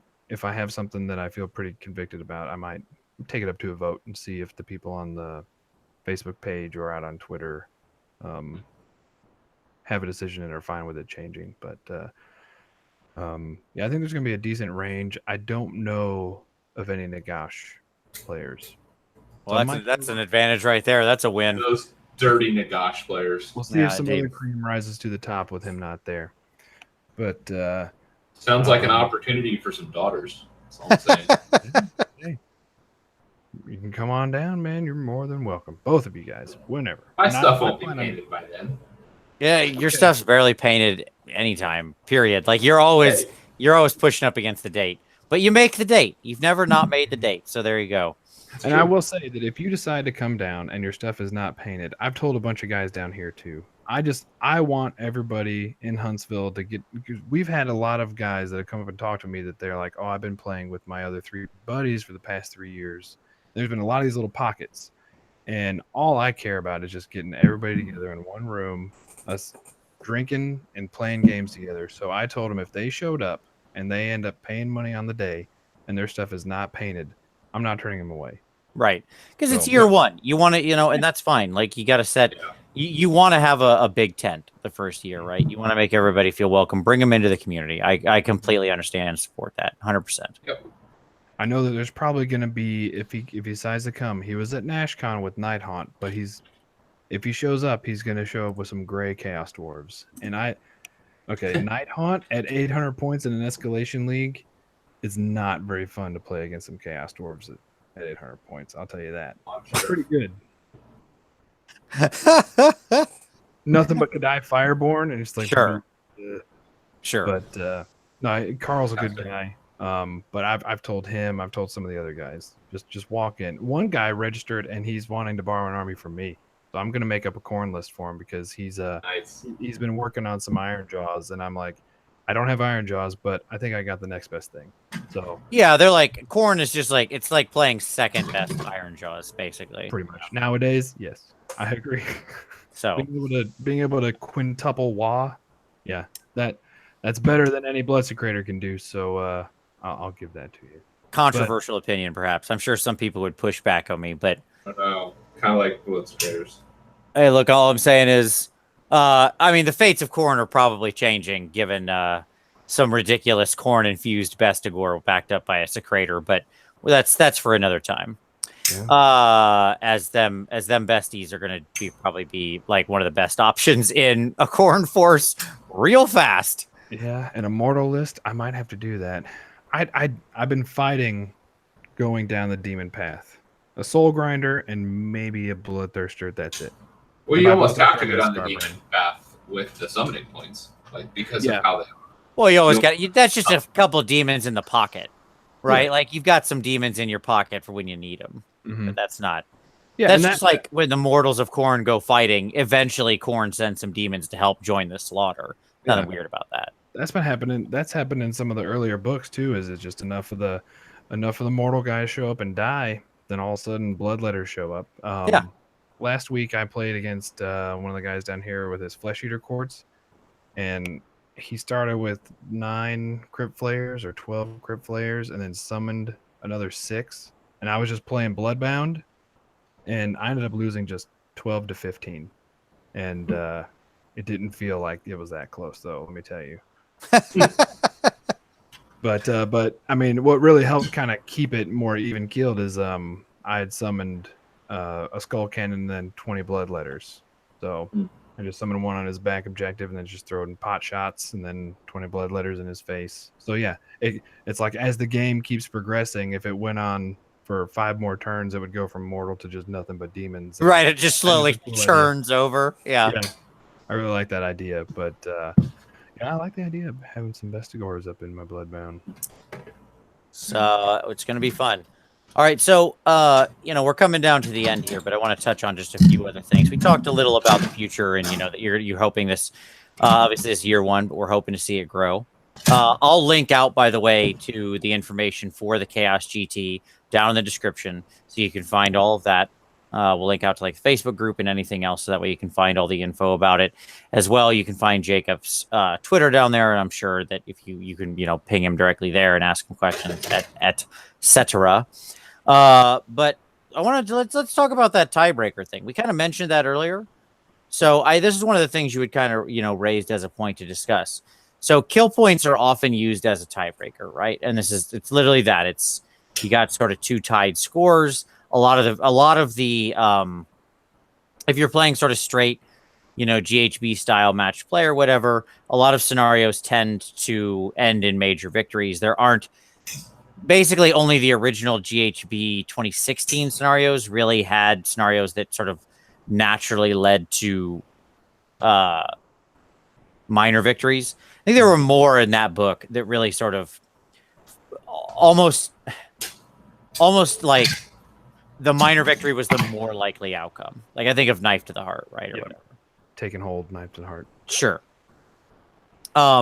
Whereas now I think they're more often producing major victories. So it can be in 5 games. It can be the case that you just, you end up with ties.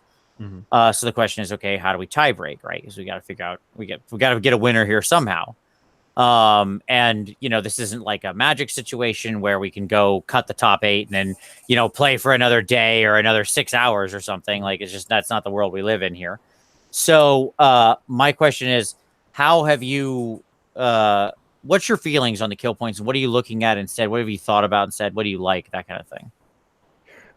Currently, for the first tournament, and just me not knowing everything that I'm supposed to do, I spent like half a day making a spreadsheet, and it started just getting too cumbersome. But I was just going to start where most people go, and it was going to have kill points as a tiebreaker. But I'd always in the back of my mind had, that's not really the most indicative of, it's not the best tiebreaker, because if somebody's had that close of a game, that doesn't necessarily mean that you both have killed the same amount of stuff. Sure. A good example is the game I was just talking about, where I played Nick against his flesh eaters. I mean, I think my Khorne ended up killing just his heroes. I mean, I popped both of his Terrorgeist and Zombie Dragon turn 1, and then maybe his Vargulf turn 3 or 4. But other than that, he just kept growing those damn flayers back. Right. Most of my stuff was gone. So by the end, he probably had at least 1,000 kill points higher than me. But he was grinding off units. You were grinding off models that he was regenerating from those units. So in a normal kill point scenario, like, he would have gotten all the kill points because he was killing entire units. You would have gotten nothing. Exactly. So right now it's kill points. Technically it's past the date where I told people that I would change the pack, but I've been really leaning heavily towards replacing kill points as the tiebreaker with the victory points from the game. So okay. Case in point, the game with Nick, he won 15-12, so he would get the major victory, and then in my example, he would have 15 points and I would have 12 points. Right. Absolutely. Yeah. So if you had a blowout, right? So like a major victory that's a blowout where the person wins 21-2 or something, whatever, right, is going to be more heavily weighted in a tiebreaker scenario only than, say, a major victory where the person wins 11-10. Yeah. Easy enough, right? Yeah. I mean, I like that idea because, well, here's what I'll say. The kill points thing is a really interesting discussion because it naturally creates a certain set of incentives, not all of which are bad, right? In any of these things, we're just playing an economics game, right? And so the question is, what incentives are we creating? And if kill points are your tiebreaker, it naturally creates incentives around, like if it's literally just like your kill points are an aggregate number and the higher number is the tiebreaker, if that's the way we're discussing kill points, then it naturally incentivizes offensively focused armies, right? Yeah. Which you could argue is not a bad thing at all. That like defensive armies tend to be bad for the overall health of the meta. Like if defensive armies get too populous, games get grindy and slow and boring and just all in all not a great experience. Now, it's good to have some defensive armies in the meta, of course, because you need the rock to counter your scissors, right? And it's good to have that as a valid playstyle because there are people who enjoy that. But we're talking about a pretty minor incentive here, right? So if people sort of tilt towards killier forces, okay, that's probably a good thing. At the same time, it's also creating a different sort of incentive from the objectives of the scenarios. And it's also very matchup dependent, right? Like if a killy army, if sort of a glass cannon army walks up against something that they can glass cannon all over, right? And they just like rock the total kill points real hard. They pull basically a near tabling and get almost 2,000 out of the potential. Well, even worse, they rock up against Khorne. They blow Khorne off the table. Khorne summons a bunch of like small units, with which they blow off the table again and rack up like 2,500 kill points in a 2,000 point match. Well, that's a question of whether summoning counts or not towards your kill but points, in every other always. Well, in most other packs it does because they're things you've killed. Sure. Yeah. I'm just saying it doesn't always, but yes, that's fair. And so, like that, it weights toward that thing. You can either, which is I'm not making a value judgment on it. I'm just saying that is a factual statement. It creates a set of incentives around that thing. Right. Whereas if the victory points are the tiebreaker, you haven't moved the incentive needle at all, right? Like during the game, you're trying to play the game toward the objectives, and that's how you win. Now you're saying do that more, right? Like be real about that.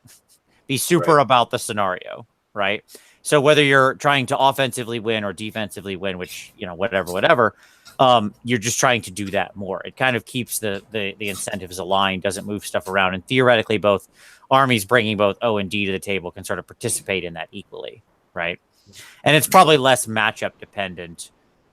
Well, let me say this. It doesn't add a second layer of matchup dependency. All Warhammer is matchup dependent, right? Like, yeah, I mean, what I would say is that what I don't like about the system is simply the reality that, like, sometimes the right move as a general, the better strategic play to win the game, will cost you troops. Yeah, sure. Sometimes that, like, so that means by me being the better general, to like accomplishing the actual task at hand, I'm being penalized as I'm giving them kill points. Mm-hmm. Mm-hmm. And like that's rewarding behavior that I don't think that should be rewarded in that way. Well, and at the same time, let me then counterpoint that with what somebody who is a kill point advocate would say, which is yes, but that's a good thing because then you have to decide whether that's worth it. It adds an extra cost benefit analysis to your decision about that. Do you play for the scenario in that moment, knowing you're giving away the kill points, or do you protect or try to kill or something else, right? So, like, a kill point advocate would argue that's a good set of sort of very high level tactical play that'll help to separate the good players from the bad players because the good players will know when to hold them and know when to fold them, know when to walk away, know when to run, right? Well, no, but it may not matter, is what I would say. And what I mean by that is that, like, in my game, it's not going to matter. It won't determine the winner. But, like, because you're talking about you're talking about kill points across all the games as a tiebreaker. I understand that. It's still a tactical thought you've got to engage. It changes your cost benefit analysis. I'm not talking about the tactics for that individual moment. I'm saying it changes your cost benefit analysis of that decision. Yeah. I don't know. But, yes, it's interesting. I'm sorry, Jacob, but yeah, I mean, please continue. So me personally, I like the victory points thing. That's my personal vote. But honestly, I could see it either way. I don't know that there's like a quote unquote better answer here. I really don't. Right. Yeah. I mean, the obvious answer is if you're going to have more than 30 or 40 people, have 6 games instead of 5, but you're limited to the kind of game that we are playing. It's not a chess game. It's not a Magic game. So you can't play. That's so hard. Yeah. Just so hard to get that 6 many games in. Tough. Yeah. So that's kind of why the soft scores exist as tiebreakers. That's why kill points exist as tiebreakers. But I like the idea of having victory points as the tiebreaker instead because it also steers the tournament scene back towards what Games Workshop is, what I think is intending to do by having objective-based scenarios. Yeah. Using the victory points, using the objectives themselves and the scores that you obtain on them as the tiebreaker. And if you have a highly glass cannon army, if you have 18 eels and they run in and they just blow everything up like on better the better part of battle, they may just burn one of their own objectives, get 1 point, and just table their opponent. Then if you use the victory points as a tiebreaker, they're still going to be in the lead. It's just their number is not as big as it is if you just use kill points. Yeah, I think this would be my feeling on it. So there's like be the change you want to see in the world, right? So like create the rule here that incentivizes the tournament you want to have. Because like if you want to see sort of a more offensively focused tournament where people are going out and trying to murder each other more heavily, or there's some weakish incentive around that, then kill points seem a good tiebreaker. I'll say I'm not a fan of like kill points as a score determinant. Like I know there's some tournaments that run where kill points actually are determinative of your final like 20-0 score. I do not like that at all. That's way too heavy of an incentive for me around killing. Way too heavy. Like that creates a whole set of counter incentives that are really negative in my mind, but that's a separate discussion.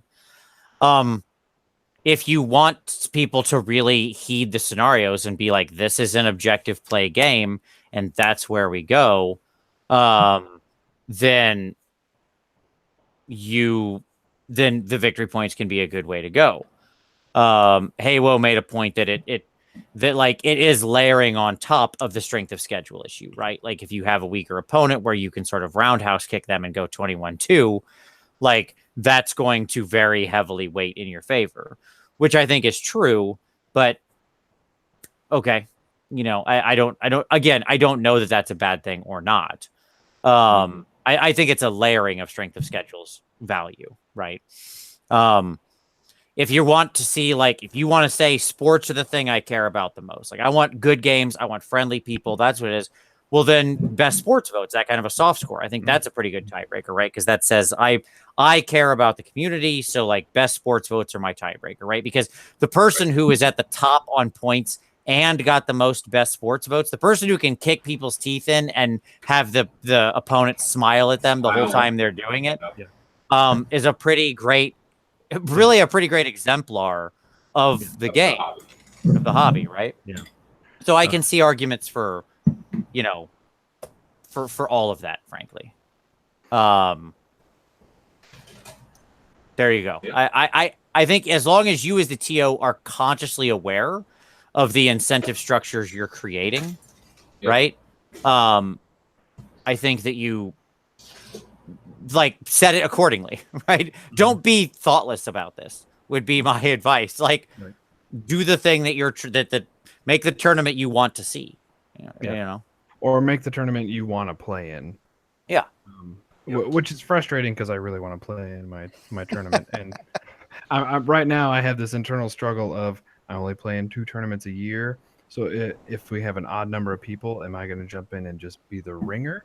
Or am I actually going to, you know, what is the actual etiquette of playing and trying to actually compete in your own tournament? Because I know some people that have you're tried required to play Swift Talk argument. You have to play Swift Talk agent armies if you are the ringer.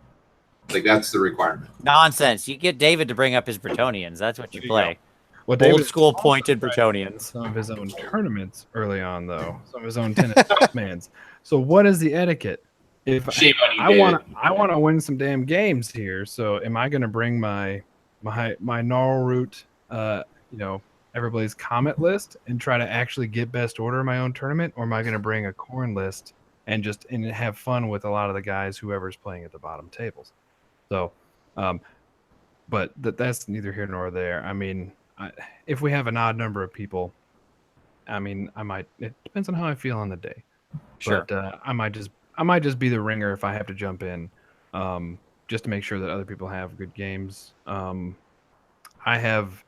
sent off all the trophies today, and the guys told me that it'll take maybe a week to get everything marked with all the awards. But if I don't have 30 plus people, then I probably won't give out all the best in Alliance. Like if we have, a 10 to 15 man or 16 man.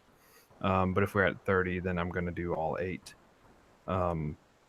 awards. But if it's lower, then I'm just going to have some of my own just sit on the, I'm not going to give them wait for, sure. Yeah. All right.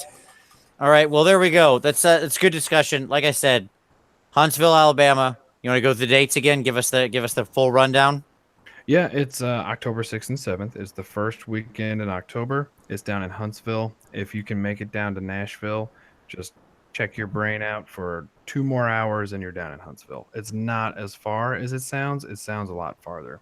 Yeah, it's actually very, very, very northern Alabama. Like, yes, it's not far away from Nashville. Yeah, I mean, it from Nashville, it's like 2 hours on the nose. From where NashCon is, it's like an hour and a half. Right. So Brendan and all those guys saying that they can't make it, I'm just like, add another 90 minutes, man. Just come on down. I think I sent him a link with like closest hotels to where Lucky Dice is. Nice. I'm like, there you go, man. It's like 4 miles from the tournament, you know. But yeah, October 6th and 7th is going to be five games over 2 days. There's going to be beer and Sammy's and soft drinks and chips in the store. So you don't have to go anywhere. And across the parking lot, they've already made an agreement with this donut shop. It's called Bigfoot's Little Donuts. And they're going to allow food from them over there too. So get your breakfast right when you walk in, get your lunch, get your beer. It's going to be a lot of fun. A lot of day drinking. All right.